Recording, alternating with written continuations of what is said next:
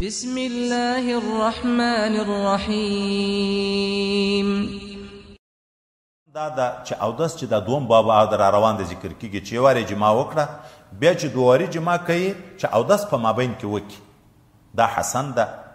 دریم قول را روان ده چې سړی جما وکړي د بیبي سره بیا چې دوواري جما کوي کم از کم استنجا دې په اوبو باندې ووایي. نو درې سره شته. د اول باب اوس دغه د یوه غسل خبره ذکر کیږي. حضرت انس رضی الله تعالی عنه وی نبی علیه السلام به کله د ټولو بیبیانو سره جما وکړه غسل به بیا په اخر کې وکړو یو غسل او بیبیانې نبی علیه السلام چې دنیا نه تلو نه بیبیانې ژوندۍ وې 11 بیبیانې د ده په ژوند کې سره جمع شوي دي بیا بعضې مړې شوي پی نفسه 14 ودونه یې کور ته راوړي دي اسې نکاح یې پی نفسه د 15 سره کړی دوه یې مخکې ته راوړلو نه بېرته طلاق یې کړي دي. اوس یا نه یا 11 د دغو سره یې کله ټولو سره جما کړی بیا په آخر کې غسل کړی. اوس دا هم روا شو چې غسل په آخر کې وکړي. اوس ضمناً په دغه پورې ذاتي بله خبره اعتراض واردېږي چې سړی چې 2 یا 3 یا 4 ودونه ولري لکه د امت حال خو تر 4 نه زیات خو ناروا دي. قسم د ښځو په منځ کې تقسیم کول واجب دي. د قسم اکثر اقل مو د 1 شواروز ده زیات دی خوښه. ګورې دا شرعیت لحاظ نه دا نه ده چې خامخا به قسم یوي. کله د ښځو په منځ کې د میړه په منځ کې خپل مشوره دا راشي چې 15 شپې به د یوې سره یم 15 شپې د بل سره روا ده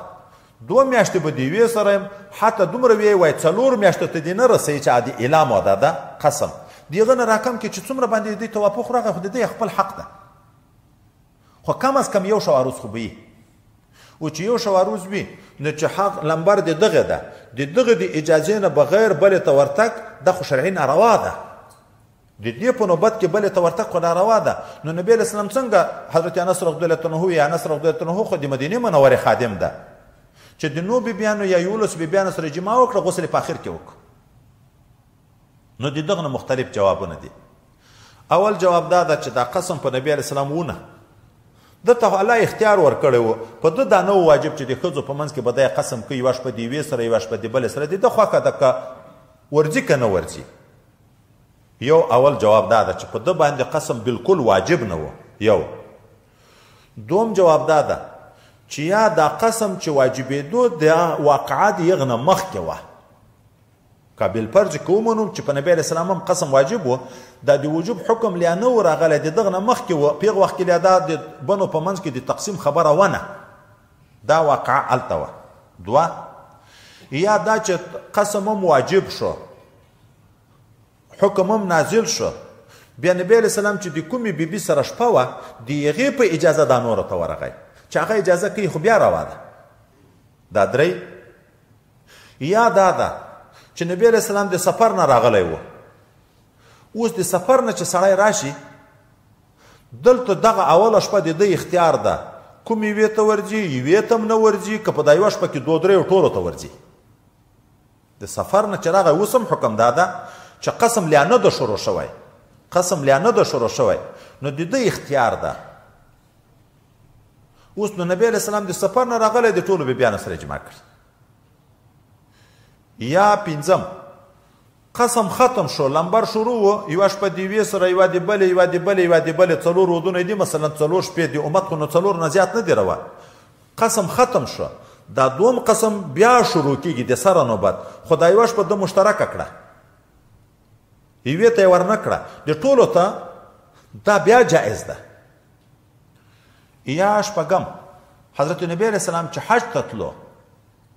خو بیبیانې هم ټولې بوتلې هلته سنت طریقه دا ده چې حاجي چې حج ته ځي یا عمره کوونکی چې عمرې ته ځي د احرام نه مخکې چې د خپلې بیبي سره جما وکړي سنت طریقه دا ده. ولې په حج کې مختلف خلک ویني ښځې راځي دا چې بیا هلته پردۍ ښځې ته شهوت ونه شي نو اول د شهوت په خپل کور کې پوره کړي دغه لکه څنګه چې نر ته سنت خو ښځې ته هم ده خو ښځې هم تلې ښځې خو هم بیا پردي سړي ویني. نو نبی علیه السلام د خپلو ټولو بیبیانو سره جما وکړه چې دا سنت د احرام د ده هم پوره شي او د دم. یا 1 چې د حج نه فارغ شو د احرام نه چې سړی وځي خو بیرته بیا جما ورته هغه کامل حل خدا ده چې جما وکړي خو بیا هم په احرام کې وي دی د احرام نه ووت دی هم د احرام نه ووتې په هغه وخت د ټولو بیبیانو سره جما کړي یا نبی علیه السلام ته په شواروز کې 1 ساعت د مازدیګر او ماښام مابین دغه مستثنا و الله چې په دغه وخت کې به دی ټولو کوټو ته تلو نو که شوق د جما و جما یې کول نور دا خبره چې په کم وخت کې نه وارې جما کول دا د انسان په وس پوره ده دا خو دغه ځای کې نه ده ذکر خو موږ تاسو د بخاري شریف کې نور ځای کې را روان ده لنډ جواب دا ده چې خلکو کې فرق ده د اول د منهاج دغه ځای ته اشاره کړې ده جواب حضرت نبی علیه السلام د 40 جنتیانو طاقت خدای پاک ورکړی و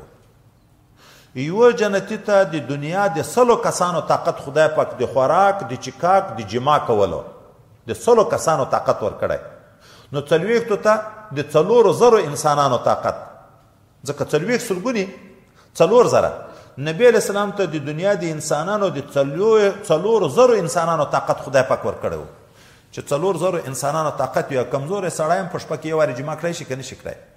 نو د 400 جما طاقت په یوه شپه کې په ده کې خدای پاک ایښی و خو اوس به وایي راشو دغه معجزې عظیمې ته عفت ته راشو خبیثان رد کوي چې نبی علیه السلام نه بیبیانې کړې وې العیاذ بالله شهوت پرست و دا صابر و که شهوت پرست و عفیف و که شهوت پرست و چې د 400 نکاح اجازه باید وای دی ته 400 نکاح حق لري او د اکتفا په نو بیبیانو کوي یا په یو په شهواتو باندې